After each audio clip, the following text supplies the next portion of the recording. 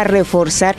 La mañana y 19 minutos amanecemos con una muy delicada situación de orden público otra vez en la frontera con Venezuela, otra vez en la región del Catatumbo. Terminamos el año como lo comenzamos.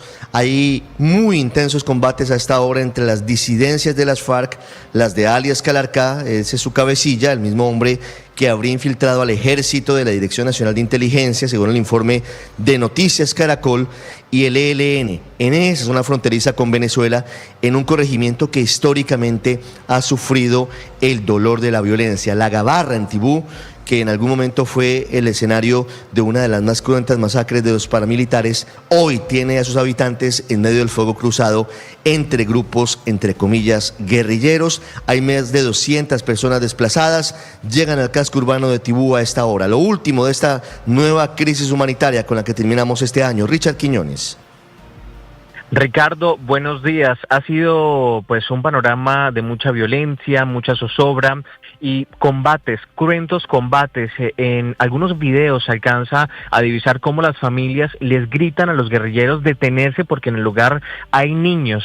Algunas de las casas han quedado impactadas en medio de esas confrontaciones. Como usted bien lo dice, son más de 250 las personas que han salido, las que han logrado salir y que han llegado hacia un colegio allí en el municipio de Tibú. Otros han llegado a la alcaldía del municipio de Tibú y a cuentagotas poco a poco van saliendo y llegan hacia la ciudad de Cúcuta. 40 personas han llegado a la capital norte santanderiana, pero esa cifra podría duplicarse. El alcalde de esa ciudad ha manifestado que a lo largo de casi este año de mucha violencia en el Catatumbo han invertido cerca de 20.000 millones de pesos, pero los recursos son insuficientes. Las capacidades se han agotado en esa zona de frontera. Por ahora, incluso en el municipio de Tibú han tenido algunas dificultades la misión médica que ha quedado atrapada en medio del fuego cruzado, según nos han explicado algunos funcionarios en la zona. Por ahora la Defensoría del Pueblo está emitiendo algunas alertas, les están pidiendo a esos actores cesar la violencia. ¿Y qué ha sucedido, Ricardo? El ELN y las disidencias de las FARC, pues ya recordemos hace algunos días, habían manifestado el cese de las hostilidades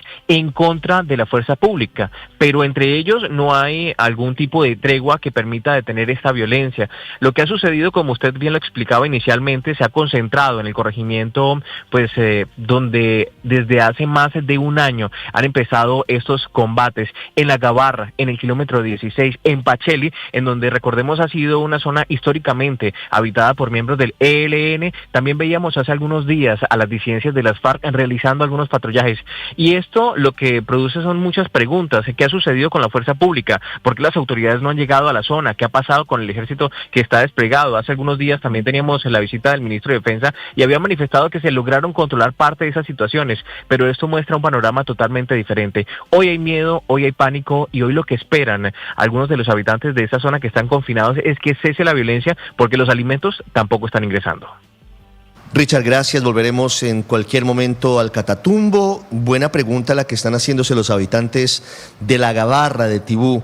¿Dónde están las autoridades? Estuvo el ministro de Defensa recientemente y no ven la mano del Estado, lamentablemente, en medio de estos enfrentamientos. 6 de la mañana, 22 minutos. Hablando de Venezuela, pero del régimen de Nicolás Maduro, una noticia que sorprendió en la noche de este 25 de diciembre tiene que ver con una vieja estrategia que utiliza el régimen de Nicolás Maduro. Y es que mientras con una mano libera, en teoría, presos políticos, personas secuestradas en las mazmorras, en el helicoide, en los peores sitios, bajo las peores condiciones, simplemente por ser críticas del gobierno, por ser críticas de sus métodos, con otra mano está capturando a otras personas. Está sacando pecho esta madrugada el régimen de Nicolás Maduro con la supuesta liberación de 99 presos políticos. La ONG Foro Penal Venezolano tiene una cifra distinta, menor a esa.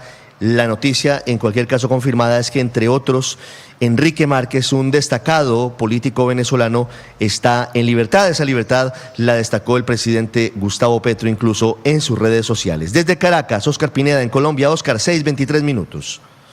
Buenos días, Ricardo. La Navidad seguramente trajo alivio para los familiares de estos presos políticos en Venezuela, quienes recibieron la noticia de que sus seres queridos regresaban a casa.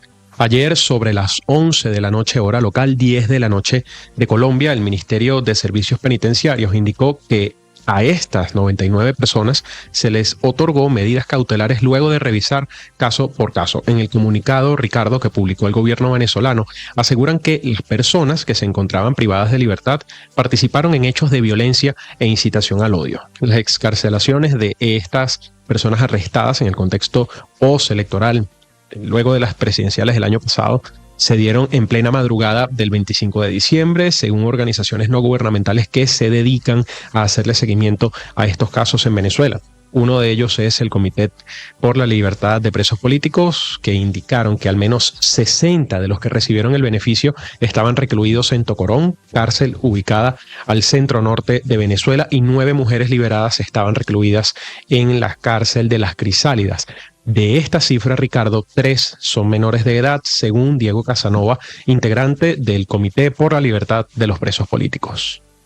Por supuesto que es una conquista muy importante, muy significativa, que nos debe comprometer aún más a seguir luchando por la libertad de todos ellos, plena, pero también por los que están todavía tras las rejas injustamente, para que se acabe la represión y no continúe la puerta giratoria, en donde liberan a unos pero encarcelan a otros. Es fundamental esto y por eso vamos a continuar. Esto es un logro, por supuesto, de toda la colectividad. Carlos, los 3 adolescentes liberados en La Guaira son Dainer Abraham Rivero, Ángel Gabriel González y Luis Neider Ángel Zúñiga, todos ellos con 17 años de edad. Abraham Rivero y Luis Neider Zúñiga fueron arrestados la noche del 29 de julio del año pasado y Ángel González fue arrestado el 9 de agosto también del 2024 por su presunta participación en el derribo de una estatua del fallecido presidente Hugo Chávez, una imagen, Ricardo, que le dio la vuelta al mundo.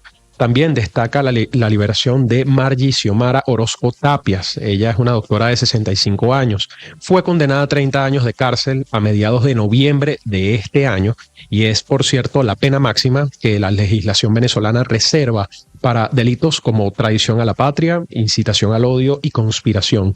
A la doctora Margie, Ricardo, te cuento que la detuvieron días después de las presidenciales del año pasado por enviarle un audio a un grupo de vecinos criticando la gestión de Nicolás Maduro. De momento no se han reportado excarcelaciones en el Helicoide, sin embargo, la ONG Foro Penal contabiliza que en este momento hay 902 presos políticos. El gobierno venezolano asegura que los detenidos cometieron delitos con la intención de desestabilizar al país. El Comité de Madres en Defensa de la Verdad y Provea celebran las excarcelaciones, pero instan a las autoridades a dar libertad plena a todos a través de una amnistía general. Precisamente esa idea de amnistía general también la tiene el presidente de Colombia, Gustavo Petro. La lista es larga, Ricardo, seguiremos evaluando los casos. Muy bien, Oscar, gracias. 6:27 minutos. En Colombia, Felipe, buenos días. Terminamos el año en medio de las mismas turbulencias políticas con las que los comenzamos. ¿Sí? Muy fuerte choque entre el gobierno y el Congreso por la emergencia económica. Increíblemente hoy, mire lo que puso a hacer el gobierno al Congreso. Hoy, 26 de diciembre, viernes, créalo usted, va a sesionar el Congreso de manera virtual, al menos el Senado, para empezar a hacer control político a la emergencia económica. Pero fíjese que esa es la tesis que ha esbozado desde hace varios días nuestro compañero Héctor Riveros, que era que el Congreso se reuniera, pues Héctor no decía si virtual o presencial, pero que debía ser control político urgente, y eso es lo que ha convocado el presidente del Senado, el presidente del Congreso, el doctor Lídio García. Entonces, obviamente, pues al gobierno no le gusta, porque al gobierno no le gustan las talanqueras, ni los controles políticos, ni los controles judiciales o jurídicos. Es un gobierno que se comporta como dictador en ciernes. No sé, Héctor. Pero sobre todo las humillaciones, porque usted no le puede decir al Congreso, como lo dice el enjuiciado ministro de Trabajo, el señor Sanguino, una vaca muerta. Es la falta reiterativa de respeto de Petro y sus ministros a las demás ramas del poder público. Eso es evidente, Felipe. El tono es precario, el tono ha estado devaluado en este gobierno de la discusión pública. Héctor, ¿hasta dónde puede llegar el Congreso, el Senado de la República con esta citación este viernes 26 de diciembre? Bueno, yo imagino, Ricardo, que hoy va a ser como una especie de calentamiento, digámoslo así coloquialmente, porque pues evidentemente el Congreso tiene que esperar el informe del presidente de la República, tiene que además recibir los decretos que me imagino se van a expedir en estos días, pues probablemente antes del 31 de diciembre, aunque la emergencia está declarada hasta por 30 días. Pero seguramente los decretos se expedirán antes del 31 de diciembre porque, entre otras cosas, algunos de ellos deben entrar en vigencia el 1 de enero para que puedan producir efectos en el año 2026. Entonces el Congreso va a tener que esperar pues algunas decisiones de esas, tiene que esperar los informes, pero a mí sí me parece muy bien que se haya hecho esta citación, así sea, como lo digo, de calentamiento, porque me parece que el Congreso tiene al frente, y especialmente el Senado, un desafío enorme, que es hacer respetar sus decisiones. Es que el Congreso le dijo que no a la reforma tributaria que el presidente quiere aprobar por decreto, y eso es una usurpación de las funciones del legislativo. Y ¿hasta dónde puede llegar? Me pregunta usted, Ricardo, y yo le contesto dos cosas. El Congreso tiene dos instrumentos concretos y eficaces. Uno, puede derogar o modificar los decretos que expida el presidente de la República, incluso derogarlos.